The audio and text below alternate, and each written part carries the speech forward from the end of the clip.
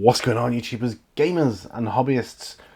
Welcome to Bolt Action Maneuvers, or as we are coming to know it as, Bolt Action Reloaded. And we're picking up where we left off. We finished going through, the rules on, I believe we're up to the turn now. Yeah, we finished on units, didn't we? And now we're starting the turn. So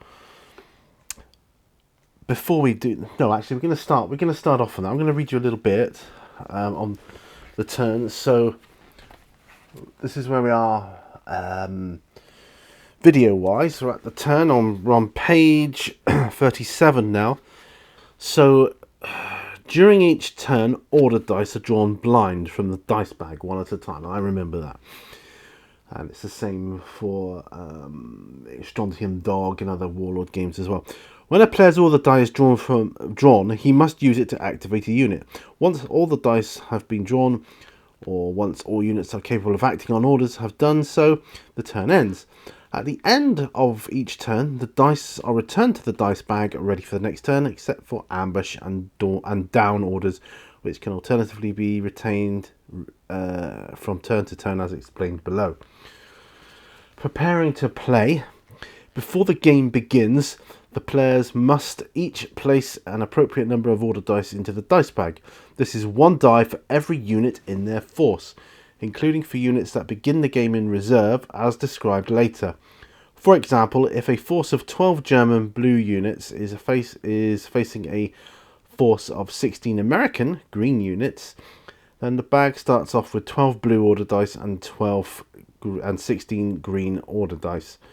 Should you be using, so 12 blue and 16 green if you're playing it that way.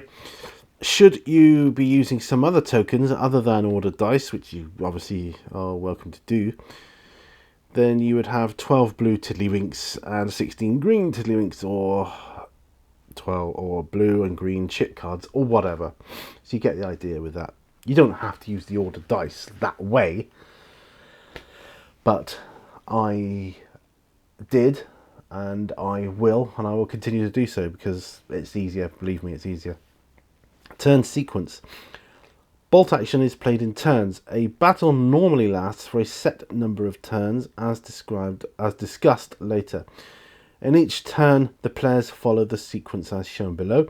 For the sake of explanation, from this point we shall assume that players are using ordered dice rather than chits or other tokens, but the process is basically the same whichever method is employed. Right. 1. Orders phase. You draw an order die from the dice bag and hand it to the appropriate player, depending on what colour it is, as to which player it is for. The player chooses one of his units and gives it an order. Place the order die next to the unit to show that it has received an order. Once a unit has been given an order, it cannot be given another order that turn. If necessary, the player takes an order test to determine if the unit follows the order. The player executes the unit's resulting action, and then back to 1. All eligible units have received an order. The order's phase ends. Move to turn end phase. Turn end phase. You return all the ordered dice to the bag, except for those units wishing to retain an ambush or down order as noted later. Losing dice. Units that are destroyed during the turn lose their order dice. If a destroyed unit has already taken its action, remove the ordered die placed next to it. If a destroyed unit has not already taken its action, remove a die from the dice bag. Ordered dice lost as a result of units being destroyed are removed from play and placed aside where both players can see them. When units are lost, this therefore reduces the number of dice available in the following turn. So you kind of get, I hope you got that from my stopping and starting there. I'm not doing too well up here today, so please forgive that. Next bit is orders, but we'll come on to that later, because what I want to do in this Bolt Action Maneuvers or Bolt Action Reloaded episode is to build one of the German officers here, or not officers, infantry. Then I'm using the German Grenadiers sheep that came with the Band of Brothers box set. I've also got obviously the US Airborne one, an option to that there. I'll just put him to one side for a moment. I wanted to show you, this is my finish from the last time I played Bolt Action, my kind of exploded farmhouse thing, because I've got another one on the go which I'm about to start painting up. But what I want to show you is what I built from my spares is this, just a little something to place on the table there, and I'll show you it. We'll come camera down to the table a bit now, so you can see a bit easier. There, can you see that there? Zoom in slightly. So yeah, so this is what I built from the spares left over from that. Hopefully I'll be able to sort of add it in and amongst. I can make a little farmstead because I've got my other ruined farmhouse. As you can see here, it's just awaiting some paint now, which I suppose I could do. I could do that here. I might pop it to one side, but primarily what I want to do today is start building my German Grenadiers. Now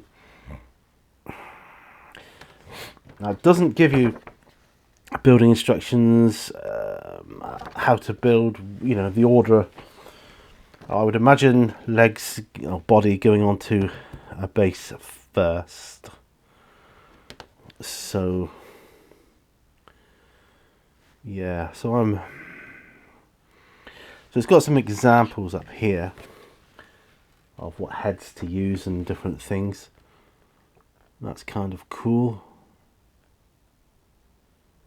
That's kind of cool. And if I go to my Band of Brothers, stick out my bases. Oh, these are the order dice it was talking about here. So what happens is, take one of each. So this is saying green and blue. These are the order dice, and on each dice it's got different orders. You've got 6 different orders you can do. You've got run, rally, fire, ambush, advance, and down. So whatever you want to draw out, whatever unit you want to activate, you can use one of those orders. If you want to fire on someone, you turn this dice to fire and you place it next to that. You draw these dice randomly from the box, you see, or the dice bag rather. And I recommend using a knitted dice bag if you can get your hands on one. I'm fortunate that my wife knits. She's knitted me a couple, so I'm kind of good. Right, so let's try and build one. Let's try and build this dude here kneeling down with the cap on. There. Head in field cap. I like that. So I would need, right, so we need 2 sets of legs for this, because for the kneeling down pose, that's how it comes. So I'm just cutting these off here, and we'll come back to that. I'm sorry I was a bit not very good at the reading of the book there. And like I said, I'm not having a very good cognitive time right now. I mean, I'm okay, I'm doing okay. It's just that things like that kind of make me misread or stutter or whatever, what have you. You know, it's not good. Right, I'm going to need my mold line remover, aren't I? So perhaps if I'm just using something to mark the book so that I don't lose my place. So what I want to do at the moment is just tidy up this base here. I actually quite like these Warlord bases, if I'm honest. I don't think I liked them first time. I think I just used 2p pieces and stuck them on the base, then the base on 2p pieces. But no, I quite like these. quite like these. Right. So the base is done. I'm going to be gluing this to the base. Also, I'll be using my hobby knife as well. Yeah, so I'm excited. I've been reading ahead on the bolt action rulebook, obviously. Oh, I have ascertained that you can get a hardback version of the rulebook. I thought you would be able to. I was pretty sure that you could. I'll stick with this hand one for now because I've got other books to buy, like army books and things. So I'm not going to go mad with the armies. All in good time. So eventually I'll have a nice lot, possibly all of them, including like Axis allies and all that as well. Possibly, we'll see, and get some Italians going. Who knows? Maybe. Right, what I want to do is I've done that. Put a couple of crosses where I'm going to have the arms connecting there. Start my new job tomorrow. That's exciting stuff. But so this is kind of like my last bit of hobby before I do that for a while, and that's okay. I will obviously, it will mean I'll be probably quite a bit further ahead rules wise, but that's good. Reading them again will further cement the rules into my brain. To use my Revel plastic glue here.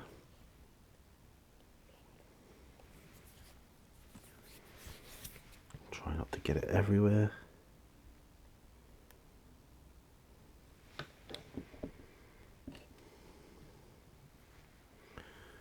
I've probably put too much on there now, but well. Oh, I've just seen a mold line. Goodness me. Come on now. I'm trying to get this done.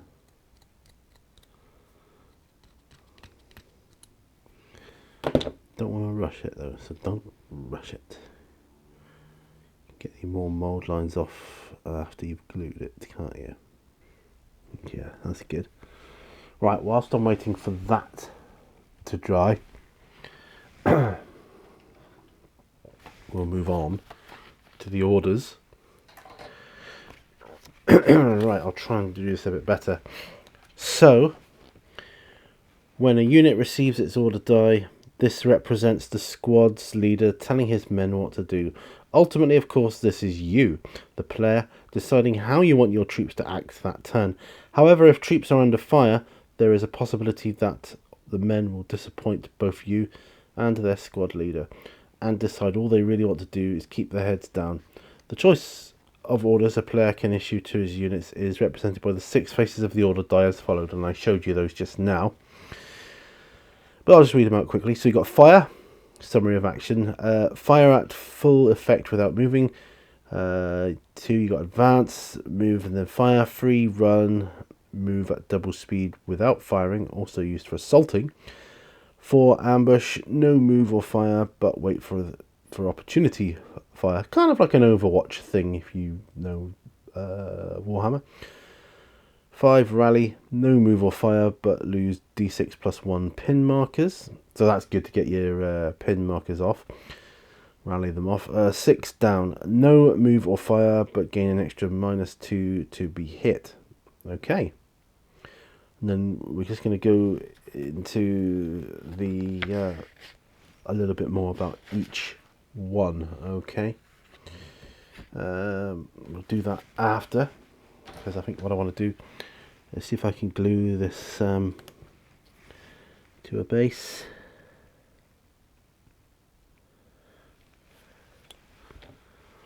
Okay, so let's have a go, shall we? Right, so we glue that to the base. Wait for that to dry. Whilst I'm waiting for that to dry, obviously we'll be reading more, but we'll need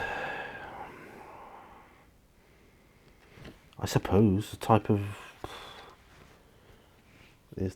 of weapon.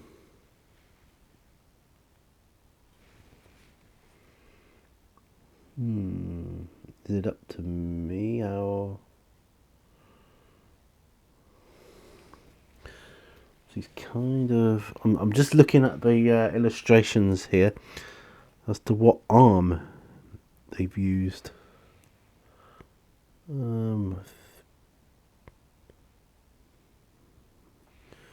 Similar to that, but not the same. So I think it's that one actually.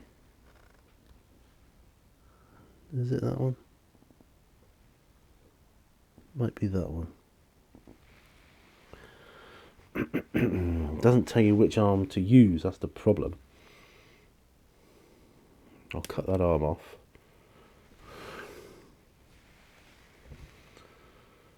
I don't know what guns are what here.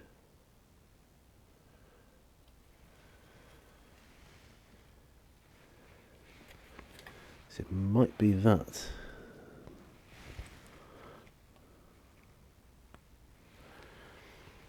Oh, or it might be that.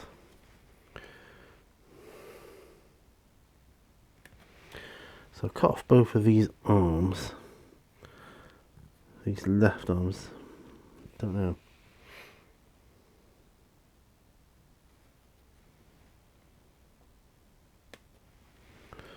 I mean, obviously I managed to do it before.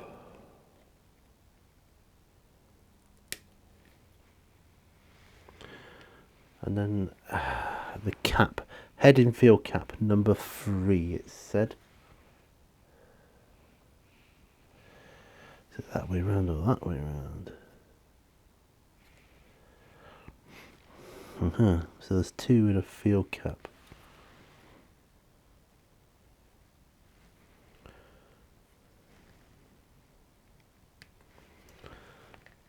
So apart from some spares, that might be it. You know, like ammunition clips and whatever else. So if I tidy up all of these, just in case.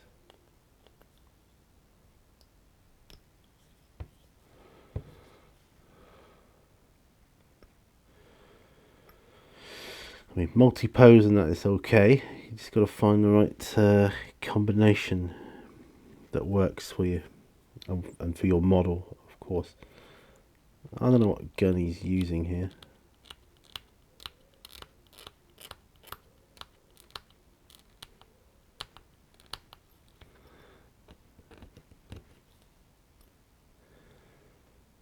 I think I need to get the mold line remover on that. Because the knife is just not cutting it. Haha, excuse the pun. Mold line remover is doing it a little bit better here. Yes. Yeah, so that'll do that. That's good. What the knife will do is clean this bit up under the ammunition case, though. Yeah, it's looking more like it.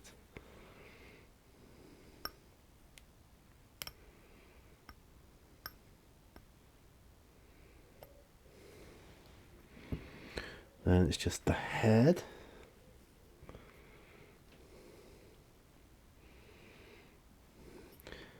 Trying to build the first German infantry here. There's only 12 to build in this set, but I'm hoping the actual box sets give you a bit more instruction on how to build them. Or tell you what's what. I mean, yeah, it tells you. I suppose this does tell me what gun I've just cut out. The gun I've cut out is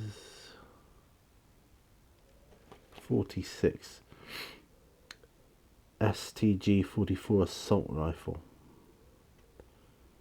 Well, that's pretty cool.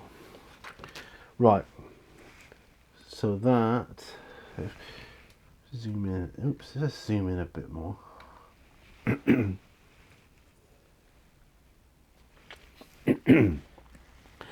with his arms and whatnot surrounding him. Cough coming up. Excuse me.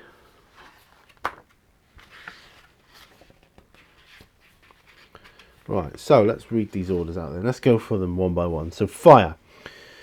The models in the unit do not move. Instead, they open up with their guns at their chosen target or targets at full effect. Some large and bulky weapons can only be fired by units receiving this order, as they require the firer to be stationary. See the rules for shooting on page 48, which we will, of course. The other order is advance. A unit can move and then fire its weapons. The unit's shots will be less accurate than if it chooses to remain stationary and fire, and some of its weapons may not be able to fire at all. See the rules for movement on page 44 and for shooting on page 48. Or you can run. The unit moves at double speed but cannot fire any of its weapons. See the rules for movement. Page 44. Like it says, I'll stop saying on page blah blah blah because there's no point. Ambush. The unit does not move or fire. Instead, the soldiers take up firing positions and wait for a target to present itself. See, that's very much like Overwatch in Space Hulk. Right, next one is rally. The unit does not move or fire. Instead, the troops pause for breath, patch up the wounded, pass ammo around and regroup, ready for the following turn. See pinned below. Excuse me. Oh. Okay, the next order is down. The unit does not move or fire. Instead, the troops hit the dirt and keep their heads down as far as possible, making maximum use of whatever cover is available. Now, pinned. That you get little markers for that, and you put them alongside your model, which I suppose I could do.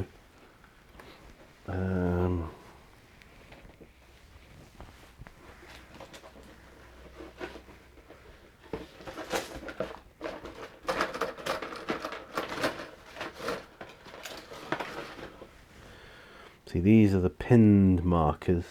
You'd end up with one of these next to you if... well, let's cut one out, shall we? And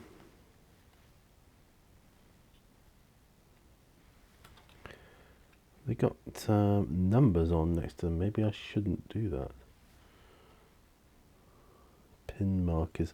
I wonder if that's to tell you how many pin markers that represents. That's more likely, isn't it? I suppose with time. So if you had a pin marker, if you had 6 pin markers, you could just turn this dial to 6 and say, yeah, he's got 6 pin markers on him. Or you could just get more of these pin markers and do them individually. I don't know what I want to do with that, actually. I don't know what I want to do. But let's talk about pinned anyway from the book. Pinned. Normally units do what you order them to do without question. However, units that find themselves under enemy fire are less reliable, and sometimes they will ignore their orders altogether. This is represented by the rules for pinning. Pinned troops are indicated by markers placed on the tabletop next to or behind the affected unit. Units that have taken a great deal of fire will gain more markers and will become increasingly reluctant to obey their orders. So, you know, you want to get rid of pins as soon as. Every time a unit is fired at by an enemy unit and suffers 1 or more hits as a result, place a single pin marker next to it. Units that are shot at by several enemies or over a number of turns can potentially rack up multiple pin markers. They become more firmly pinned down, and the chances of them obeying their orders are reduced even further. In the case of some particularly heavy weapons, 2 or more pin markers can sometimes be scored against a target in one go. For example, if a heavy artillery barrage hits a unit, it is likely to be more effectively pinned down than it would be by rifle fire. However, in general, the fire of a single unit adds 1 pin marker to the target. Note that the number of hits caused is not important here. The only thing that matters is the fact that the target has been fired at and has been hit at least once. It can sometimes happen that one of your own units will fire on another of your units accidentally. This is referred to as friendly fire. Hits from friendly fire also result in a unit taking pin markers as if the target had been an enemy. If you do not wish to clutter the gaming table with pin markers, it is perfectly acceptable to note down where units have been pinned instead. No, I will use pin markers because it's easier to see on the tabletop, and I need to do what's easiest for me to see. However, this does involve a certain amount of paperwork, so on the whole, we would recommend that suitable and unobtrusive pin markers are used where possible. Effects of pinning. Each pin marker on a unit lowers its morale value by 1. And it talks about morale later, and affects a unit's ability to obey its orders. Regular infantry has a morale value of 9. If it has 2 pin markers on it, its morale value would therefore be reduced to 7. If it has 5 pin markers, its morale value would be reduced to 4. In addition, if a unit ever has a number of pin markers on it that is equal or higher than a unit's morale value, the unit roots and counts as destroyed, as described below. If a unit ever has a number of pin markers on it that is equal to or higher than the unit's morale value. Right, okay, so you really, really don't want pin markers. Pinning also reduces a unit's ability to fire effectively, as we shall see later on. However, for purposes of understanding how orders work, it is sufficient to know that each pin marker reduces a unit's morale value by 1. That's pretty interesting stuff. Alright, order test. So, yeah, I'm just going to wait for this to dry a little more, actually. Yeah, I'd like it to be pretty solid, because as I recall, putting the arms and whatnot on can be quite fiddly. You want the rest of it to be quite solid. So I'll go on in the book here under order tests, and if I zoom out, it's quite a nice picture there of some carrier units. I've got one of those up on my shelf. So order tests. A unit that is not pinned executes any order it receives automatically. The order die is placed next to the unit, and the corresponding unit is carried out without any need. The corresponding action is carried out without any need to take an order test. There are some situations where orders are not received automatically, and a test must always be made regardless of whether the unit is pinned. But these are occasional exceptions and need not concern us for now. If a unit has 1 or more pin markers, it is considered to be pinned down and might not obey its order. After placing the order die next to the unit, the player must take an order test to see if the order is obeyed. Roll 2d6 and compare the result to the unit's modified morale value as described above. If the 2d6 result is equal to or lower than the unit's modified morale value, the unit passes the test. A unit that passes an order test immediately discards 1 pin marker and then executes the order it's been given. This represents the unit pulling itself together and recovering some of its discipline before obeying its instructions. For example, if a regular unit has 2 pin markers, its modified morale value is 9 minus 2, so it equals 7. Okay, so you roll your 2d6 and you must score a combined total of 7 or less to pass the test. Any roll of between 2 and 7 will therefore succeed, and any roll of between 8 and 12 will fail. If the 2d6 roll is higher than the unit's modified morale value, the test is failed. A unit that fails its order test does not discard any pin markers and must then execute a down action rather than the order intended. However, if a double 6 is rolled, then not only is the order failed, but the unit must again roll on the foobar chart below, and we'll cover that later, and take the action indicated. This means that the unit has panicked, misunderstood its orders, or that something has gone terribly wrong somewhere along the line. Regardless of any modifiers that apply to a unit's morale value, the highest morale value is 10 and the lowest is 2.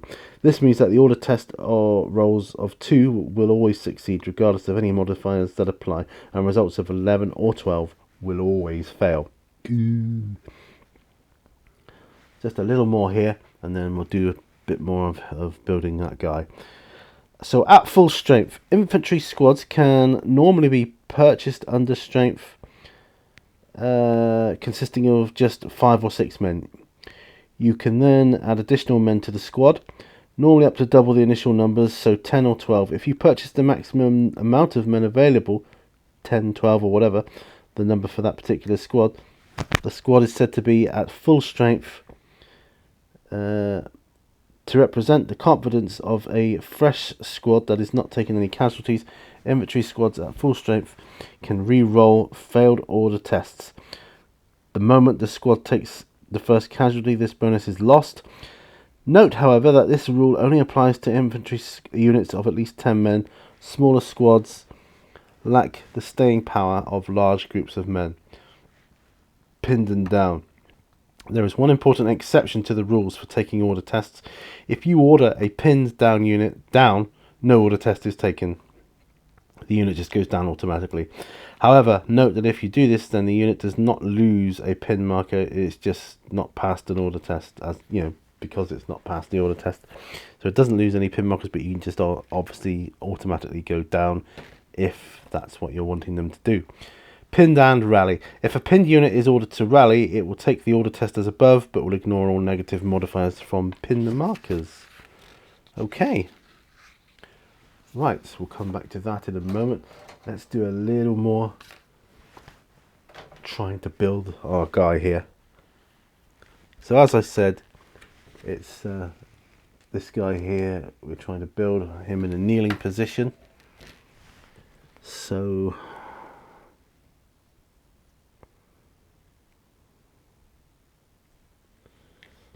yeah, so that's him.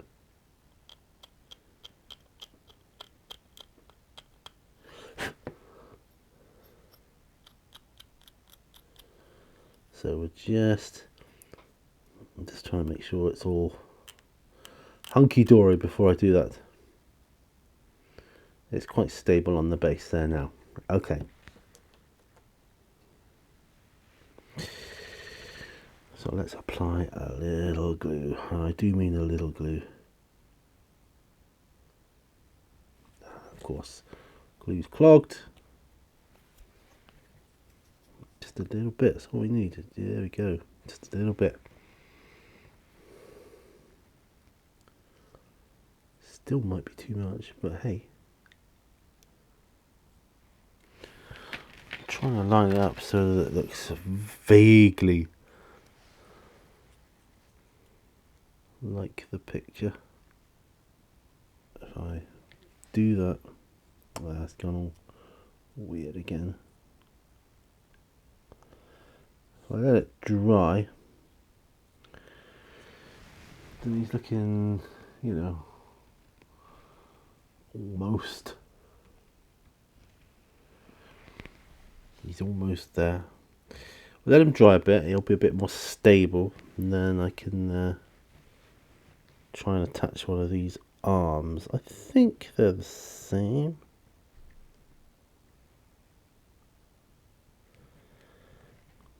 Difficult to tell, really.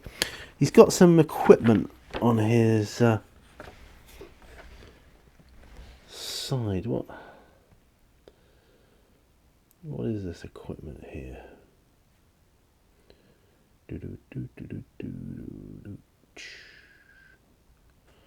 I honestly can't tell. 33, what's that? MG42 spare barrel case. He's an STG-44 he's using. 55 is a gas mask case. That's probably what he's got. I'm guessing. And what's that? 54. Personal equipment.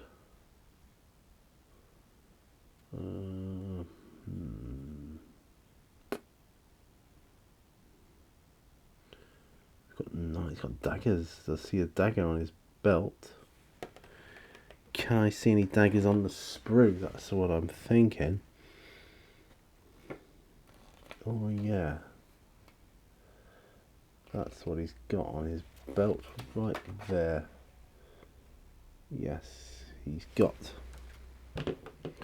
this gas mask case with a dagger attached to it.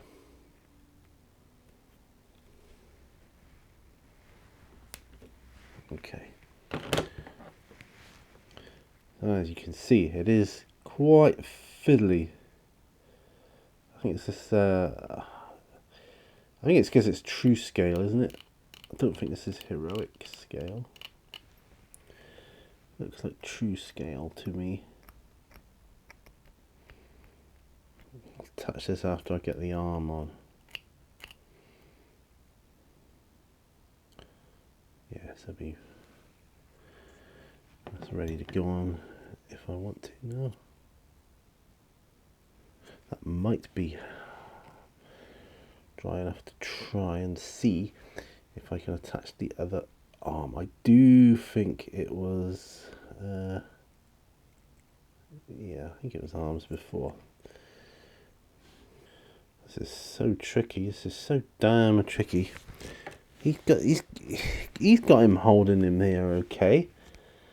I don't get that. So if that, how can that arm be holding it right? Let's try this other arm.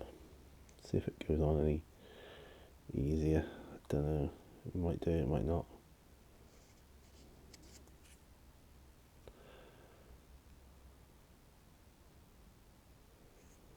It's going on easier.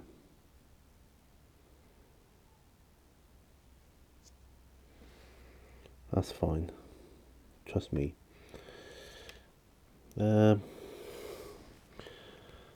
Then pop the head on.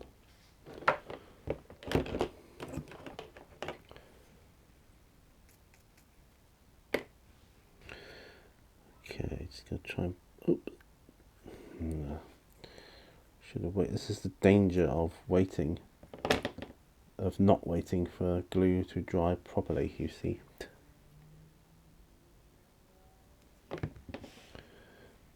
Right. Yeah, that's about right. That's about right for a pose, I think.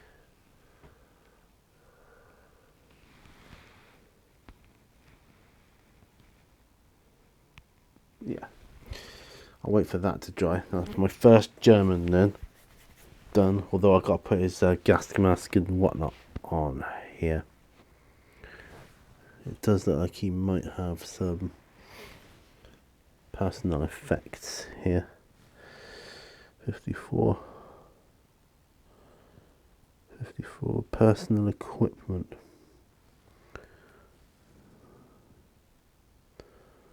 47. Can I find 47 on here?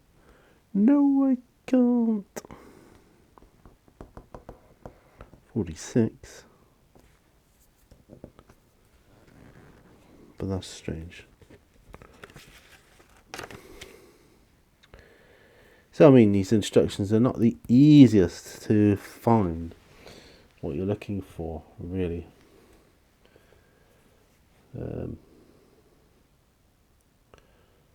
Yeah, 1, 2, 3, 4, 5. 1, 2, 3. It's the type of officer you've got here.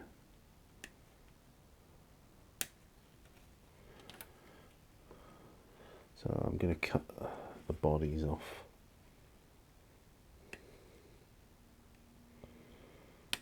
Then we'll read some more. Alright, 43 minutes. The thing I want to do more than anything is cover the rules. So I'm going to, right, so there's our guy here. Can we zoom in on him? And there he is.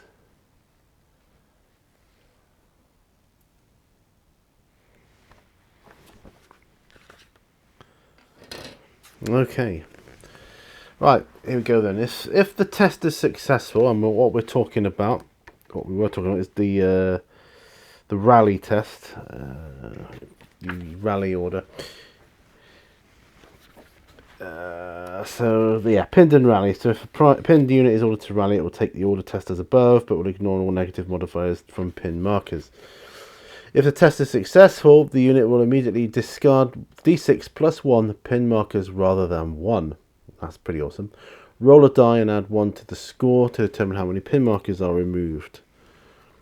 Incredible courage. If an order test roll comes up ones, snake eyes, then not only is the order automatically given, but the unit also immediately loses d6 plus 1 pin markers rather than 1. Right, foobar chart. Let's have a look at this then. This is quite funny. If an order test roll comes up to 6s, then not only is the order not given, but the player must immediately roll on the chart below. Roll a die to find out what action a unit takes. So there's only two things that will happen: friendly fire or panic. So on a 1 or a 2, you get friendly fire. The unit does not move and opens fire against a friendly unit, mistaking it for enemy. Place a fire order by the unit. The opposing player controls the firing unit as if it was one of his own, except that the chosen friendly target or targets must have an enemy unit within 12 inches. Proximity to enemy is precisely what has caused the friendly fire accident. If no such target is available, the unit does not fire and goes down instead. Right, or if you roll a 3, 4, 5 or 6, then he'll panic. The unit executes a run order and must move as fast as possible away from the closest visible enemy unit. If no enemy are visible, or if the unit can no longer move for some reason, it goes down instead. Got a top secret section here, which these are like little zoom out there. These are like little sections in the rules here. Top secret.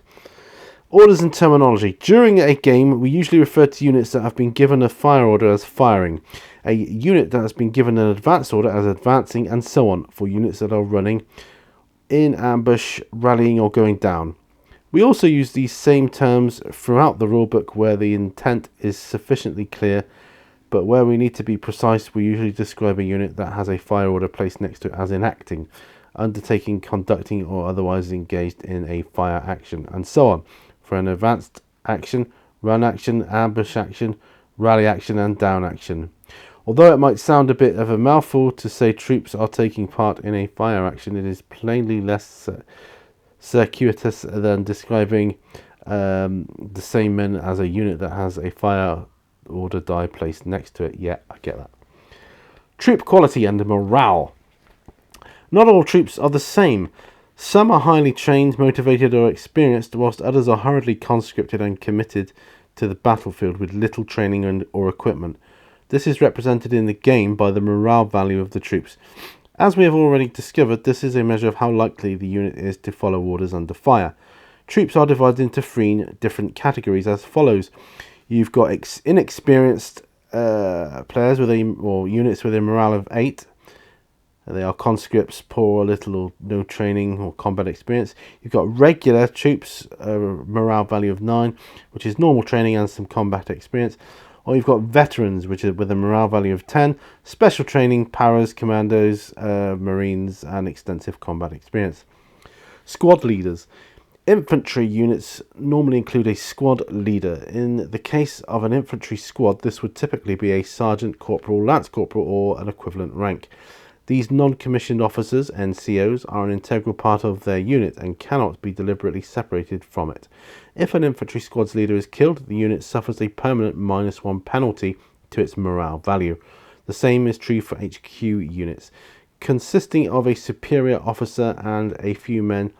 If the officer is killed, the men will suffer the same permanent -1 penalty. Crude weapons and weapons teams don't have specific models as leaders, but if the team is reduced to one last crewman, it also suffers a -1 penalty to its morale value in the same way.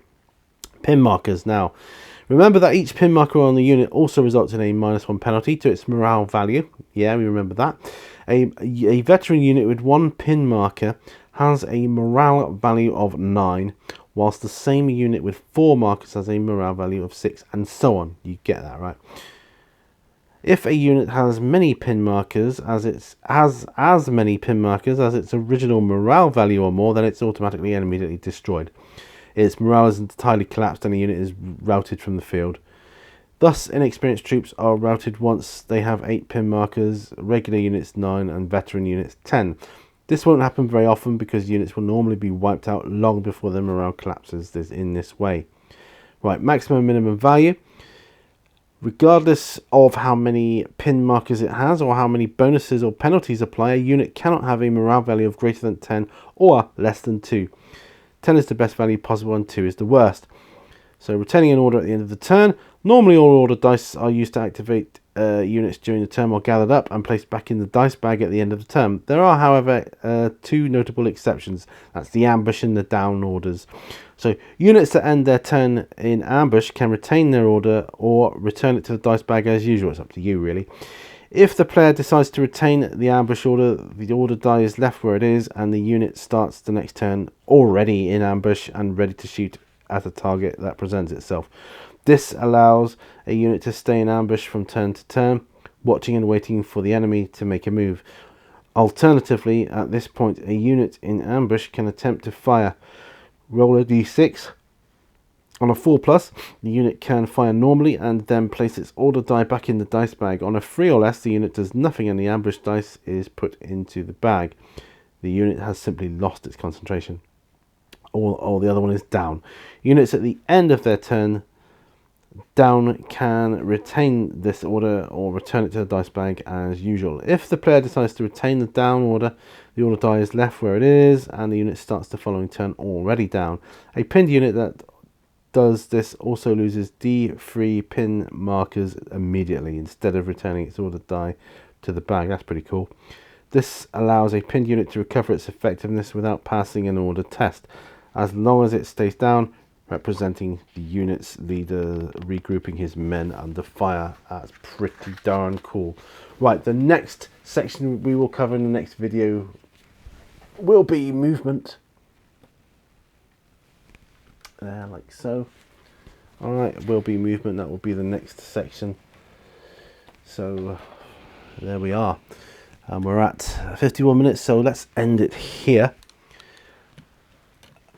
So that is the end of this Bolt Action Reloaded. So we covered a lot of the rules there for the orders that go through, and I've managed to get this guy built more or less. I've just got to put his gas mask and other equipment on, his little dagger, and I've cut out a few more bodies following this band of brothers, German Grenadiers.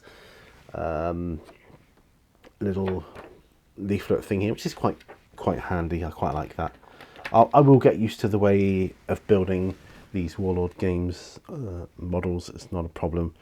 Just so used to the Games Workshop way now that when you get, and I like choice, but when you're given choice of weapons and that's like, I don't know. What do I use? Yeah, so there you go. And I'll probably make choices that aren't that great in game, but whatever. I'm gonna have fun. I also got this German Infantry paint set to get a few more ideas of paints that are needed. So it's got all the names on the back there of what paints to what, or I can match up with some of the stuff I've already got. But there you go. That's Bolt Action Maneuvers number whatever it is, number 4, 3, 4, I don't know, 3, 4, whatever number we're on. Please give this video a thumbs up if you're into this bolt action stuff. Do you like me doing this with the rules and a little bit of hobby as well? I'm enjoying it. It's helping it cement it into my brain a bit more. But let me know in the comments below. Anyway, thanks ever so much. Remember, all brushes lead to war. See you on another video, and bye for now. Bye bye.